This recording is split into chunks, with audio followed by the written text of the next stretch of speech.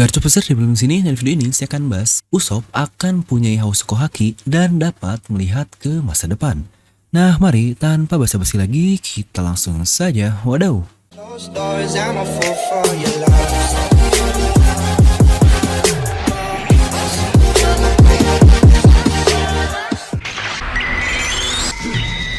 Nah seperti biasa sebelum lanjut ke video ini jangan lupa untuk subscribe dan juga nyalakan bel notifikasinya ya. Karena kalian tidak akan tertinggal informasi menarik seputar One Piece hanya di channel Devil Nomi. Saya pastikan sebelum kalian komen apapun, kalian menonton video ini sampai habis, jadi tidak ada informasi yang miss dan juga yang setengah-setengah. Serta buat kalian juga yang ingin join membership channel Devil Nomi, kalian bisa langsung klik tombol join di sebelah tombol subscribe. Nah kali ini kita akan bahas salah satu kemampuan dari bajak laut topi jerami nih yang sudah lama banget tidak kita bahas karakter-karakter lainnya, yaitu God Usopp yang disetarakan dengan Lord Buggy the Clown dan Conde Oriano anjay. Nah kita akan mulai video kali ini dengan pernyataan dan mungkin pertanyaan kali ya, apakah Usopp adalah kru terlemah di bajak laut topi jerami? Karena pasti banyak juga dari kalian yang tahu nih bahwa Oda sebelumnya pernah berkata di SBS mau bagaimanapun atau siapapun yang masuk menjadi kru dalam topi jerami ini, Usopp akan terus menjadi yang paling lemah di bajak laut topi jerami. Oda mengatakan itu di tahun 2007, yang berarti kurang lebih sudah 14 tahun lamanya lah terakhir Oda berkata demikian. Dan pertanyaannya, apakah setelah 14 tahun hal itu masih relevan? Tentu saja saya tidak akan menyangkal perkataan dari Oda Sensei ini karena dialah dewa atau god sesungguhnya di serial One Piece. Tapi jika kita lihat perkembangannya selama ini, hal tersebut sudah berbeda nih, dimana sebelumnya trio lemah adalah Chopper, Nami, dan Usopp. Untuk Chopper jelaslah dia berubah jauh sekarang, dia sudah tidak sepenakut dahulu. Untuk Nami juga sangat wajar, dia ini seorang wanita. Usopp dia juga mempunyai fisik yang luar biasa kuat dari sebelum time skip, namun hanya jiwanya sajalah yang masih cukup penakut. Sebelum time skip pun hal yang sering dia katakan adalah tentang kebohongannya kepada musuhnya itu. Tapi setelah time skip, Usopp ini lebih mengutamakan serangan-serangannya dan senjatanya pun saat ini semakin beragam. Dia sudah cukup percaya akan dirinya sendiri juga nih. Usopp ini dia mempunyai impian untuk menjadi pahlawan pemberani di lautan atau Brave Warrior of the Seas. Tapi Usopp juga sering berkata terkait dia ini Sniper King lah atau raja dari sniper. Maka dia pasti akan menjadi sniper terhebat dan perlu melampaui ayahnya yaitu Yasop. Ya mirip juga mungkin dengan Van Augur lah salah satu main villain di One Piece ini. Raja bajak laut dengan sniper terhebat, bukankah itu sudah hal yang seharusnya terjadi? Luffy menjadi raja bajak laut dan Zoro ditambah pendekar pedang terhebat juga dan Usopp sniper terhebat. Nah, apakah kalian ingat apa yang terjadi pada kru topi jerami dalam masa time skip? Dimana kita melihat Robin dia bersama pasukan revolusioner, lalu juga Franky dia belajar di tempatnya Vegapunk. Chopper dia pun belajar di dunia permedisan lah dan juga dunia herbal atau apapun. Nami dia belajar lengkap tentang cuaca yang ada di Grand Line ini. Brook dia melakukan konser untuk keliling di dunia untuk meningkatkan kemampuan jiwanya itu. Dimana hanya trio monster lah mereka ini meningkatkan kemampuan tubuhnya. Namun khusus untuk Sanji dia pun mendapatkan hal lain yaitu resep untuk meningkatkan fisik dari user yang memakan makanannya. Ini sebenarnya salah satu hal unik tapi sangat cocok dengan Sanji yang mempunyai peran sebagai chef di kru topi jerami. Ingat Sanji ini mempunyai role khusus ya di topi jerami ini sebagai koki dan bukan resmi sebagai petarung. Dimana hanya tersisa Usopp, Zoro, dan Luffy lah, fokus mereka adalah meningkatkan kemampuan dirinya yang dalam artian mereka ini tipe petarung sebenarnya. Pertama, untuk kasus Luffy, dia latihan bersama Rayleigh dan bersama monster-monster besar di pulau tersebut yang bahkan bisa menahan serangan Gear Second Luffy-nya dengan sangat mudah. Lalu Zoro pun dia dilatih oleh Mihawk dan dia melawan babon-babon untuk meningkatkan kekuatannya. Lagi-lagi dia melawan monster yang berupa binatang. Sama juga dengan apa yang Usopp lakukan ketika time skip. Dia melawan makhluk-makhluk yang notabene itu adalah tanaman pemakan manusia bersama Herakles Sun. Dimana kasusnya sama persis dengan trio monster nih untuk Usopp juga. Jadi dalam masa time skip, dia emang ditingkatkan untuk sisi kemampuannya terlebih jauh. Toh peran Usopp juga sebagai sniper kan di kru topi jerami. Sniper saja sudah mempunyai arti sebagai petarung. Nah, Usopp juga orang keempat dalam tim yang membangkitkan haki di kru topi jerami ini. Ya tapi jika Jinbei dimasukkan, Usopp berarti orang kelima lah. Tapi Usopp pun mendapatkan hakinya sebelum Jinbei bergabung, jadi anggaplah dia yang keempat. Nah, apakah Usopp ini orang terkuat setelah trio monster plus Jinbei? Ya tidak tahu ya, saya tidak bisa berkata dengan jelas, tapi sepertinya tidak bisa juga dikatakan langsung seperti itu. Contoh, jika Usopp melawan Brook atau Usopp melawan Franky, sangat yakin Usopp ini pasti akan kalah melawan kedua orang itu. Karena itulah yang pentingnya role alias peran di tiap kru. Ya ingatlah, jika kita bermain game juga, ada yang namanya support, ada yang namanya carry, dimana support ini dia punya peran sendiri, tidak untuk mengalahkan musuhnya sendirian atau apapun, melainkan dia ini ya sesuai namanya lah, hanya sebagai support saja. Dan Usopp pun kurang lebih seperti itu.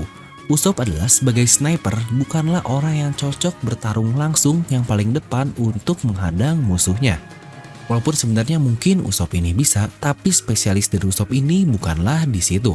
Lihatlah ketika Usopp melawan Luffy, Usopp ini dia melawan orang yang rambu lah, yang sudah fighter seperti Luffy ini. Usopp ini dia bisa memberikan perlawanan yang sangat mantap kepada Luffy. Karena bukankah tugas sniper adalah untuk mensupport lawannya agar aman di sebuah perang? Contoh jelas adalah ketika Usopp di NES Lobby. Dia pula sebagai Sogeking ini yang menurut saya sangat mantap sekali. Dia berperan sesuai dengan perannya dengan sangat pas, yaitu menolong Robin dari sangat jauh, dimana semua orang yang lain tidak bisa melakukannya selain Usopp. Lagi-lagi yang namanya role ini sesuatu yang sangat penting di serial One Piece. Lalu juga ketika di Dressrosa, bahkan di sini Usopp sendiri dia bilang, jangan pedulikan aku dan kalian jalan saja terus. Itu jelas-jelas role sebagai support. Serta jika kita lihat juga nih, awal kemunculan dari Usopp setelah time skip, di situ dia berkata, aku sudah bukan lagi menjadi bagian terlemah bersamamu dan Chopper. Dia berkata seperti itu kepada Nami.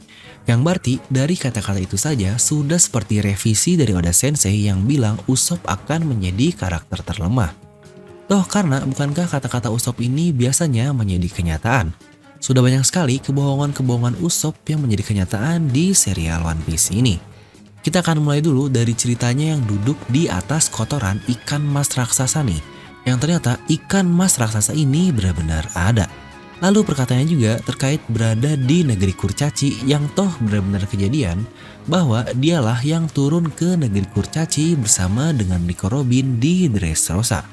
Usopp pula dia berkata terkait adanya tikus mondok raksasa dan dia pun benar-benar bertemunya, bahkan menjadi lawannya, yaitu Miss Merry Christmas.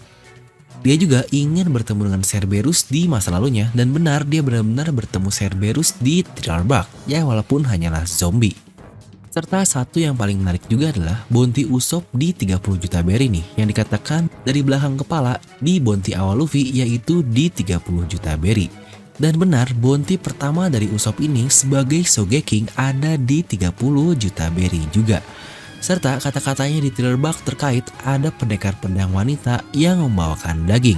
Ini benar-benar terjadi kepada Lucy alias Luffy oleh Rebecca juga.